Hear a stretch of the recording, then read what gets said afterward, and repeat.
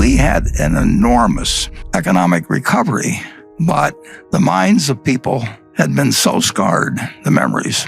Parents told their children. 1929 became a symbol in people's minds. I mean, if you said 1929, it was like saying 1776 or 1492. I mean, everybody knew exactly what you were talking about.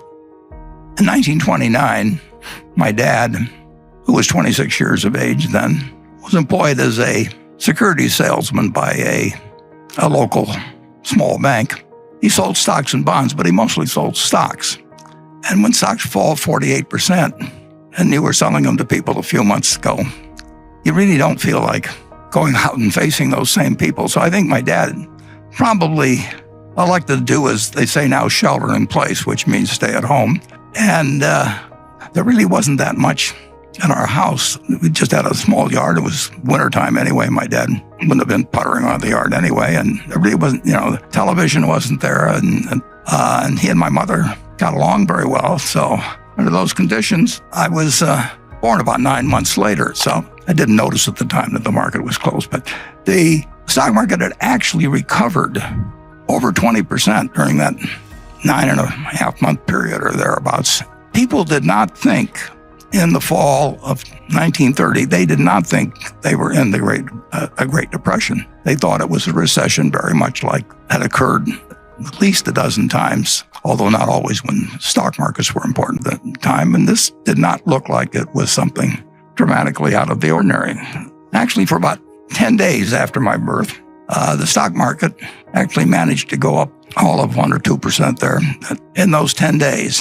Well, from that point, the stock market went from level of 240 to 41, which was a noticeable decline because if somebody had given me $1,000 on the day I was born and I'd bought stocks with it and bought the Dow average, my $1,000 would have become $170 in less than 2 years.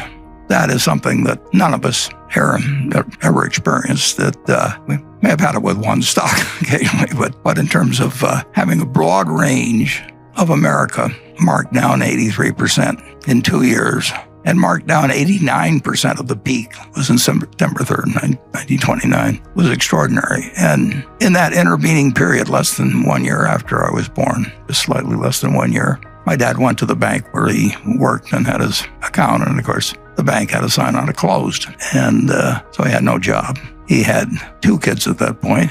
His father had a grocery store, but Charlie and I both worked for my grandfather. Charlie worked there in 1940. I worked there in 1941, so we didn't know each other. But my grandfather said to my father that, "Don't worry about your groceries, Howard." He says, "I'll just let your bill run." That was my grandfather. Not exactly. He cared about his family, but he wasn't going to go crazy. And one of the things as I look back on that period, and I don't think the economists generally like to give it that much of a point of importance, but if we'd had the FDIC, the FDIC started on January 1st, 1934. It was part of the sweeping legislation that took place when Roosevelt came in. But if we'd had the FDIC, we would have had a much, much different experience, I believe, in the Great Depression. People blame it on Smoot-Hawley, there's all kinds of things, and the margin requirements in 29, and all of those things entered into creating a recession. But if you have over 4,000 banks fail, that's 4,000 local experiences where people save and save and save and put their money away, and then someday they reach for it and it's gone. And that happens, in all 48 states, and it happens to your neighbors and it happens to your relatives. It has to have an effect on the psyche that's incredible. So one very, very, very good thing that came out of the Depression, in my view, is the FDIC. And it would have been a somewhat different world, I'm sure, if the bank failures hadn't just rolled across this country, and the people that thought that they were savers found out that they had nothing when they went there, and there was a sign that said closed. So the Great Depression went on and lasted a very long time, but it lasted a lot longer in the minds of people than it did actually in its effects. World War II came along, and on sort of an involuntary manner, we adopted Keynesianism. We started running fiscal deficits, of course, that were absolutely huge, and took our debt up to a percentage of GDP, which had never reached before and never have reached since. So we had an enormous economic recovery, but the minds of people had been so scarred, the memories. Parents told their children. 1929 became a symbol in people's minds. I mean, if you said 1929, it was like saying 1776 or 1492. I mean, everybody knew exactly what you were talking about, and it affected stock prices in a rather remarkable way. It was January 4th of 1951 that the kid who was born on August 30th in 1930 had finished college before the stock market got back to where it was at that earlier time. So take the years from 1920 or 1929 to 1951, and bear in mind that, the country was only 140 years old when this started. That's 20 years out of this amazing 231-year lifetime of our country. That was flat out a time for a long time of no economic growth and no feeling by people in terms about the wealth of the country, about what the American economy was worth, what all these corporations that were doing far, far, far better than they were long ago. But it took all of that time to restore in the market a price level that was equal to what it was when I was born 20 years earlier. So if you think about the fact that we're enduring a few months, and we'll endure many more months, and we don't know how it comes out. And people in the 30s didn't know how it was going to come out, but they endured, persevered, prospered, and the American miracle continued. But it's interesting in that at the start of 1954, the stock market the Dow was only at about 280. And I remember 1954 because it was the best year I ever had in the stock market.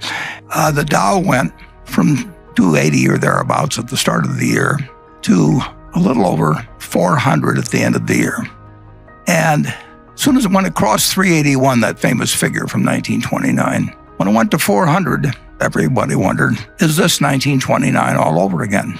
And that seems a little far-fetched because it was a different country in 1954. But that was the common question, and it actually achieved such a level of worry about whether we were about to jump off another cliff, just because the 381 of 1929 had been exceeded, that Senator Bill Fulbright of Arkansas, who became very famous later in terms of the Foreign Relations Committee, but he headed the Senate Banking Committee, and he called for a special investigation. He really was questioning whether we had built another house of cards again. And his committee, in March of 1955, with the Dow at 405, assembled 20 of the best minds in the United States to testify as to whether we were going crazy again. The Dow was at 400, and we'd gotten in this incredible trouble before, but that was the mindset of the country. It's incredible. We didn't really believe America was what it was. And my boss, the reason I'm familiar with this,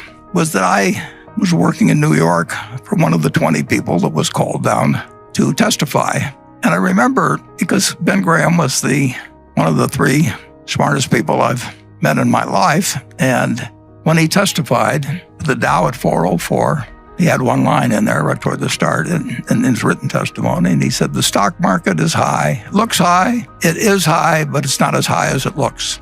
And since that time, we felt the American tailwind at full force. And the Dow, when we made the slide, it was about 24,000. So you're looking at a market today that has produced $100 for every dollar. All you did was had to believe in America, just buy a cross-section of America. You didn't have to read the Wall Street Journal. You didn't have to look up the price of your stock. You didn't have to pay a lot of money in fees to anybody. You just had to believe that the American miracle was intact. But you'd had this testing period between 1929 and certainly 1954, as indicated by what happened when it got back up to 380. You had this testing period, and people really, they'd lost faith to some degree. They just didn't see the potential of what America could do. And we found that nothing can stop America when you get right down to it. It's been true all along. It may have been interrupted with the scariest of scenarios when you had a war with one group of states fighting another group of states. And it may have been tested again in the Great Depression, and it may be tested now to some degree. But in the end, the answer is never bet against America. And that, in my view, is as true today as it was in 1789, and even was true during the Civil War and the depths of the Depression.